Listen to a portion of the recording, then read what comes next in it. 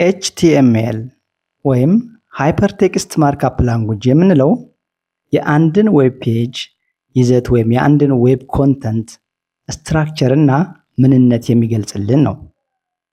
ኤችቲኤምኤል ፕሮግራሚንግ ላንጉጅ አይደለም፣ ይልቁንም ማርክአፕ ላንጉጅ እንለዋለን። የፕሮግራሚንግ ላንጉጅ ዓላማ ኮምፒውተራችንን የሆነ ስራ እንዲሰራ ትዕዛዝ መስጠት ወይም ኢንስትራክት ማድረግ ሲሆን የማርክአፕ ላንጉጅ ዓላማ ደግሞ የዌብ ይዘቶችን ማርክ ወይም አኖቴት ማድረግ ነው። ምን ማለት ነው? ማርክ ማድረግ ማለት የዌብ ይዘቶችን ይሄ ፎቶ ነው፣ ይሄ ፓራግራፍ ነው፣ ይሄ ቴክስት ነው፣ ይሄ አውዲዮ ነው፣ ይሄ ቪዲዮ ነው እያሉ ለብራውዘራችን ምልክት መስጠት ማለት ነው። ብራውዘራችን ደግሞ ይህንን ምልክት ተከትሎ ይህንን ማርክአፕ ተከትሎ ለእኛ ግልጽ በሆነ መንገድ ዲስፕሌይ ያደርግልናል ማለት ነው።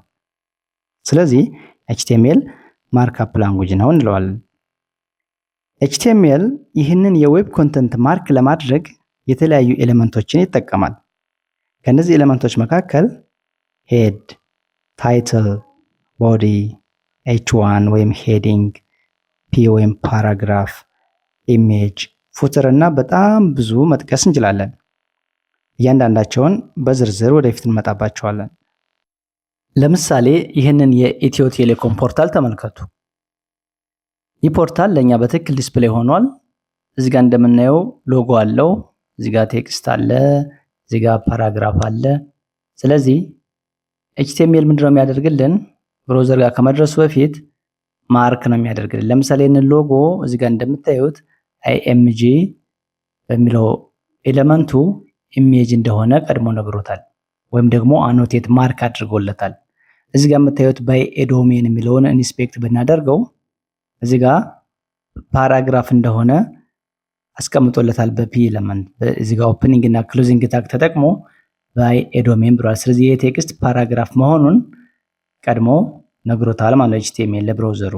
ሌላም እዚህ ጋር ይህንን ለምሳሌ ፓራግራፍ ነው፣ ይህንን ኢንስፔክት ብናደርገው እዚህ ጋር ፓራግራፍ እንደሆነ አስቀምጦለታል ማለት ነው። ስለዚህ ኤችቲኤምኤል ማርክ ነው የሚያደርገው፣ ምልክት ነው የሚያደርግለት። ብራውዘራችን ደግሞ ከዚህ ይሄ ፓራግራፍ ነው እንዴ ብሎ በፓራግራፍ መልክ ያስቀምጠዋል።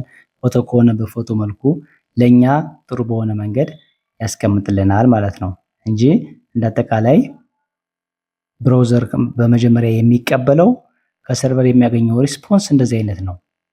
እንዳለ ታግ የተደረገ ሙሉውን ማየት ብንፈልግ ልክ እንደዚህ አይነት ያገኛል ከሰርቨር። ስለዚህ እያንዳንዱ ኤሌመንት ታግ ተደርጓል። እያንዳንዱ ለኛ የምናየው ኮንተንት ይዘቱ በሙሉ በኤሌመንቶች ታግ ተደርጓል። ስለዚህ ብራውዘራችን ከዚህ እያነበበ ለኛ በሚሆን መልኩ ዲስፕሌይ ያደርግልናል። ኤችቲኤምኤል ኮድ ለመጻፍ ሁለት ነገሮች ያስፈልጉናል።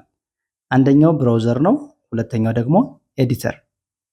ብራውዘር ካለን ጉግል ክሮም፣ ከሌለን ፋየርፎክስ፣ ማይክሮሶፍት ኤጅ መጠቀም እንችላለን።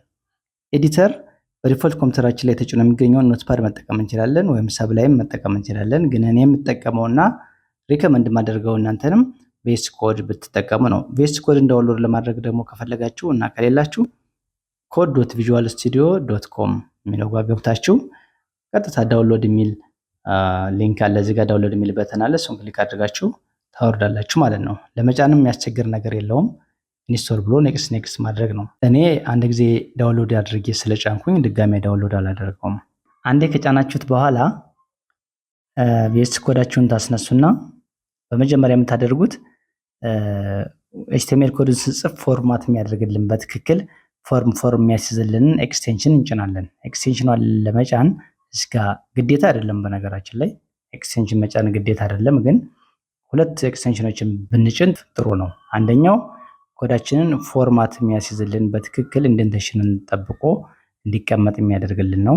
ሁለተኛው ደግሞ ሪፍሬሽ ሳናደርግ ወዲያው በራሱ ጊዜ አዲስ ነገር በጨመርን ቁጥር ሪፍሬሽ የሚያደርግልን ላይቭ ሰርቨርን ብንጭን ጥሩ ነው። ባንጭንም ግን ችግር የለውም፣ ስራ ለማቅለል ብቻ ነው። ስለዚህ ኤክስቴንሽኗን ለመጫን እዚህ ጋር ክሊክ እናደርግና እዚህ ጋር የመጀመሪያው ፎርማት የሚያስተካክልን ፕሪቲየር ነው። እዚህ ጋር ፕሪቲየር ብለን ስንጽፍ ራሱ ይመጣልናል። ችኛዋን ኢንስቶል እናደርጋለን። ከዛ ደግሞ ሁለተኛው ላይቭ ሰርቨር ነው። እዚህ ጋር ላይቭ ሰርቨር ስትሉ አሁንም መጀመሪያ ላይ የሚመጣው በጣም ብዙ ሚሊዮን ዳውንሎድ ያለው እዚህ ጋር እንጫናለን፣ ኢንስቶል እናደርጋለን። እንደነገርኳችሁ እነዚህ መጫን ግዴታ አይደለም፣ ግን እንጭናቸው በጣም ጥሩ ነው ማለት ነው። ሁለቱም ከጫን በኋላ እንደገና እናስነሳውና ዘግታችሁ እንደገና ብትከፍቱት ጥሩ ነው። ስለዚህ ከዚህ በኋላ ምንድነው የምናደርገው? ዴስክቶፕ ላይ ፎልደር ክሬት እናደርጋለን። ኒው ፎልደር የትም ቦታ ሊሆን ይችላል። እኔ ዴስክቶፕ ላይ ክሬት አድርጋለሁ። ቱቶሪያል ብየዋለሁ የፎልደሩን ስም።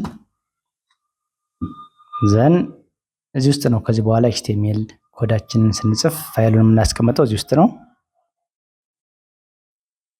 ከዛ በኋላ ኦፕን ፎልደር እዚህ ጋር ክሊክ እናደርጋለን፣ ወይም ደግሞ ፋይል ከዛ ኦፕን ፎልደር ዴስክቶፕ ላይ እንሄድና ቱቶሪያል የሚለውን ፎልደር እንመርጠዋለን።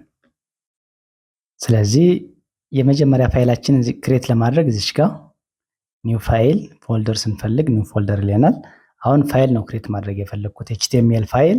ስለዚህ የመጀመሪያ ፋይል ኢንዴክስ እንላለን። ኢንዴክስ ዶት ኤችቲኤምኤል ከዚህ በኋላ ኤችቲኤምኤል ኮዳችንን መጻፍ እንጀምራለን ማለት ነው። ኤችቲኤምኤል ኮዳችንን ከኤዲተራችን ላይ እንጽፋለን። የጻፍነውን ነገር ደግሞ ብራውዘራችን ላይ እናያለን ማለት ነው። በመጀመሪያ ወሳኝ የሚባሉ ወይም መሰረታዊ የሚባሉ ኤችቲኤምኤል ታጎች አሉ። ማንኛውም ኤችቲኤምኤል ፔጅ ላይ ሊገኙ የሚገባቸው። የመጀመሪያው ምንድነው? ኤችቲኤምኤል ነው።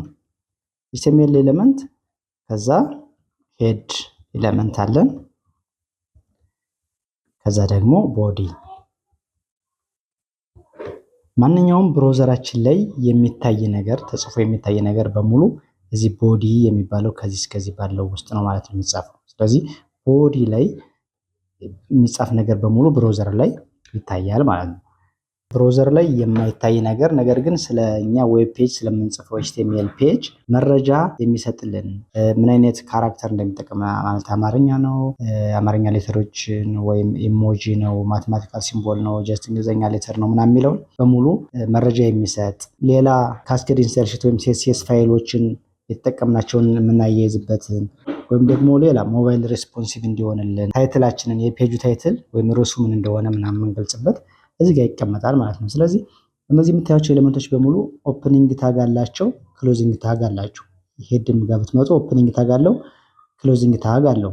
ቦዲም ጋር ብትመጡ ኦፕኒንግ ታግ አለ፣ ክሎዚንግ ታግ አለ። ክሎዚንግ ታግ እና ኦፕኒንግ ታግ የሚለያቸው ምንድነው? ፎርዋርድ ስላሽ ክሎዚንግ ታግ ላይ መጨመራችን ብቻ ነው። ለምሳሌ እዚህ ጋር ማይ ፈርስት ጀስት ኤች1 የምጠቀም ጥሩ ነው። ኤች1 ኤሌመንት ወይም ሄዲንግ ርዕስ ነገር ጎላ ብሎ የሚጻፍ ነገር መጻፍ ስፈልግ ኤች1 እላለሁ። ዘን ማይ ፈርስት ዌብ ፔጅ እንደዚህ ያልኩኝ። ከዛ ሴቭ ማድረግ ስፈልግ ወይ ኮንትሮል ፕላስ ኤስ ኮምፒውተር ላይ ይጫናለሁ ወይ ደግሞ ፋይል ገብቼ ሴቭ። ግን ኮንትሮል ፕላስ ኤስ ኪቦርድ ሾርትከት ብንጠቀም ጥሩ ነው ማለት ነው። ሴቭ ካደረግን በኋላ ለማየት የነገር ዲስፕሌይ ሆኖ ለማየት ብራውዘራችንን ማስነሳት ይኖርብናል። ላይቭ ሰርቨር ኤክስቴንሽኑን ጭናችሁ ከሆነ እዚች ጋር ጎ ላይቭ የሚል ነገር ትመጣላችኋለች። ጎ ላይቭ ብለዋለሁ። በራሱ ጊዜ እንደዚህ ይከፍትልኛል።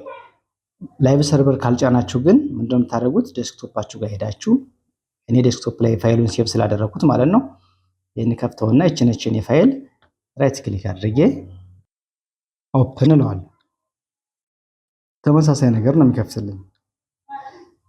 ስለዚህ ለእይታ እንዲመችን አሁን ስክሪናችንን ከሁለት እንከፍለውና እዚህ ጋር ኤዲተራችንን እናደርጋለን ወደ ግራ፣ ወደ ቀኝ ደግሞ ብራውዘራችን እኔ ክሮም ነው የምጠቀመው፣ ክሮም አለ። ስለዚህ እንደዚህ ከፍለን ካስተካከልን በኋላ እዚህ ጋር ብራውዘራችን ላይ ኮዳችን እናያለን። እዚህ ጋር ደግሞ ኤዲተራችን ላይ ኮዳችንን እንጽፋለን። ስለዚህ አሁን እዚህ ጋር ታይትላችንን እንጻፍ። ለምሳሌ የፔጁ ርዕስ ምንድን ነው? ስለዚህ ይሄን ለማድረግ ታይትል ታግ እንጠቀማለን። ታይትል ኤሌመንታችን አለ። ታይትል የኛውን ታይትል ታግ እለዋለሁ። ሙሉውን ይሄን ታይትል ኤሌመንት ነው ብቻቸውን። የኛው ኦፕኒንግ ታግ፣ የኛው ደግሞ ክሎዚንግ ታግ እንለዋለን። ስለዚህ ታይትሉ ሄሎ ወርልድ ቢሆን ስለዚህ እዚህ ጋር ሄሎ ወርልድ የሚለውን ልክ ሴቭ እንዳደረኩት ኮንትሮል ኤስ ተጭኛለሁ ሴቭ ለማድረግ እዚህ ጋር አገኘዋለሁ ሄሎ ወርልድ የሚለውን። ዘን ሌላ ለምሳሌ ካራክተር ሴቱን ማስቀመጥ ብንፈልግ ሜታ ታግ አለ። ሜታ ዘን ካርሴት የምንለው አትሪቢዩት እንለዋለን። ውስጥ ላይ የምንጽፋቸውን በሙሉ አትሪቢዩት እንላቸዋለን። ካርሴት UTF-8 ይህ ማለት አማርኛንም ጨምሮ ሌሎች የማቴማቲካል ሲምቦሎችን ኢሞጂ ምናምን ብንጠቀም ዲስፕሌይ እንዲያደርግልን ብሮዘራችን አንደርስታንድ እንዲያደርግልን ማለት ነው። ሌላው እዚህ ጋር HTML-ችንም ቋንቋው ምንድነው በምንድነው ቋንቋ እየጻፍን ያለው እንግሊዘኛ ስለሆነ ላንጉጅ። ስለዚህ ኮንተንቱ የዚህ ዌብ ፔጅ ኮንተንት ላንጉጅ እንግሊዘኛ ነው ለማለት እንደዚህ እንጠቀማለን።